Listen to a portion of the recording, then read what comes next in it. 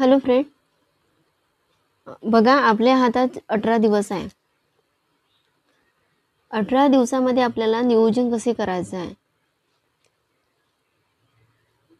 या 18 दिवसामध्ये प्रत्येक सब्जेक्टला आपण किती वेळ द्यायला हवे, हे हे सगळ्या गोष्टी आपल्या हातात आहे. कारण की आता बघा, याच्यामध्ये कोणते सब्जेक्ट आहेत तुम्हाला सुद्धा माहीत आहे. पुन्हा मी सांगित इच्छितो की पहिला आहे मराठी, दुसरा आहे इंग्रजी, तिसरा आहे बालमानसशास्त्र, चौथा आहे गणित आणि पाचवा आहे परिसर अभ्यास. आता आपल्याला याच्यामध्ये मराठी सब्जेक्ट आहे. मराठी सब्जेक्ट प्रत्येका व्यक्तीचा झालेला असेल तर आपल्याला याला कमी वेळ द्यायचा आहे. दुसरा आहे इंग्रजी. इंग्रजी प्रत्येक व्यक्तीचा असं वाटते झालेला आहे किंवा नाही झालेला आहे, तर याला थोडासा 2-3 दिवस जास्त देत द्या. आता बालमानसशास्त्र आहे. बालमानसशास्त्राला आपल्याला जास्तीत जास्त रिव्हिजन मारणं खूप गरजेचे आहे. कारण की बालमानसशास्त्र असा सब्जेक्ट आहे, कारण जोपर्यंत आपण त्याची कन्सेप्ट समजून नाही घेत तोपर्यंत त्याला खरंच आपल्याला समजून सुद्धा येत नाही.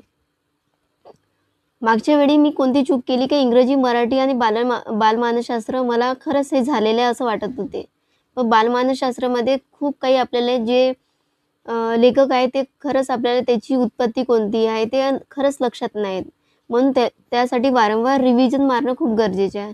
तर याला किती दिवस द्यायचं, जसं मराठीमध्ये आपल्याला 2च दिवसात होईल, आपल्याला असे पूर्ण करायचं आहे. मराठी जर आपण 2 दिवसात करत आहोत तर मराठीमध्ये तिसरा सब्जेक्ट आपल्या हातात घ्यायचंच नाही. आपल्याला मराठी म्हणजे आपल्याला असं डिसाईड करायचं आहे की 2 दिवसात मला मराठी पूर्ण कंप्लीट झालेला पाहिजे. तिसऱ्या दिवशी आपल्याला मराठी जितकी होणार, त्यानंतर 1-2 जर सब्जेक्ट बी उरले असणार तर ते ठेवून द्यायचं. आणि इंग्रजी आहे, इंग्रजी मग तिसऱ्या दिवशी आपल्याला पकडायचे आहे. इंग्रजीला आपल्या 4 दिवस, हे झाले 3, हे झाले 2 आणि हे झाले 4, हे असे मिळून 6 दिवस म्हणजे आपल्याला इंग्रजी आणि मराठी ह्या 2 सब्जेक्टला 6 दिवस दिले आपण.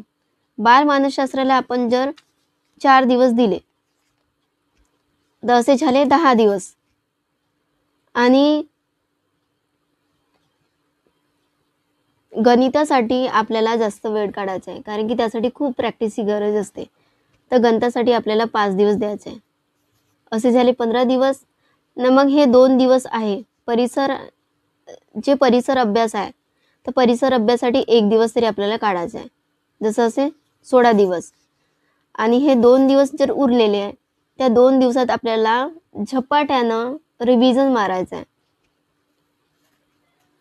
जर अशा पद्धतीनं जर आपण अभ्यास केलं तर खरंच आपला TET क्लिअर होऊ शकतो. आता माझ्या हातात ही मराठीची पुस्तक आहे.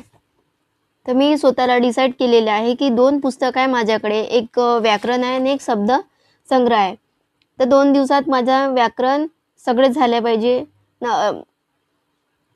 किंवा 1 दिवसात पूर्ण व्याकरण झाले पाहिजे आणि एका दिवसात शब्दसंग्रह. ते कसे करायचे ते आपल्या हातात आहे. आता तुम्ही झोपून करा या बसून करा, हे तुमच्या हातात आहे. कधी झोप येते तर आपण लेटून सुद्धा करू शकतो, पण असं डिसाईड करायचं आहे की मला करायचं आहे तर करायचं आहे.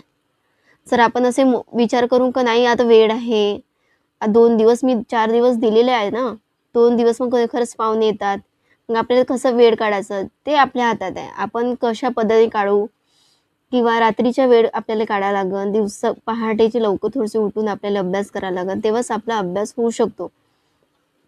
आणि याच्यामध्ये आपल्याला 83 कशी मिळवता येईल आणि 91, ज्या व्यक्तीला 91 म्हणजे मिळवायचे आहे त्यांना कसे मिळवता येईल हे डिसाईड आपल्याला करायचं आहे.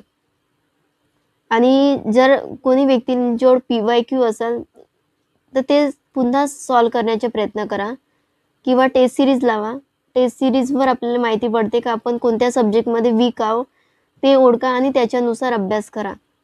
आता टेस्ट सिरीज पुष्कळ लोकांनी लावलेला असेल, त्यांना सुद्धा आपली चुका आपल्याला ओळखता आली असेल ना, त्याच्यानुसारच त्याच्यानुसार आपल्याला वर्क करायचं आहे की आपण कोणत्या सब्जेक्टमध्ये वीक आहो, कोणत्या सब्जेक्टमध्ये आपण थोडा जास्त मार्क्स मिळवत आहे, तर त्याच्यानुसार आपल्याला अभ्यास करायचा आहे.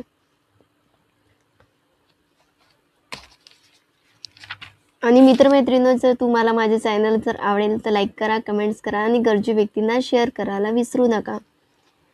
आणि बघा, माझ्याकडे जसा वेळ मिळत असेल मी थोडासा काहीतरी इम्पॉर्टंट जर माहिती मिळत असेल तर खरंच मी याच्यावर व्हिडिओ बनवत राहील.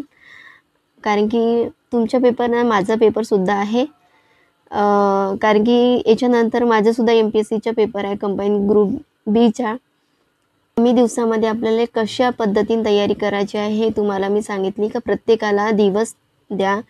प्रत्येकाला सब्जेक्टनुसार एका सब्जेक्टला किती दिवस द्यायचा मी तुम्हाला सांगितली आहे. जो तुम्हाला इझी वाटते त्याला कमी वेळ द्या आणि जो तुम्हाला हार्ड वाटते त्याला जास्त वेळ द्या. आणि मॅथची जास्तीत जास्त प्रॅक्टिस करा.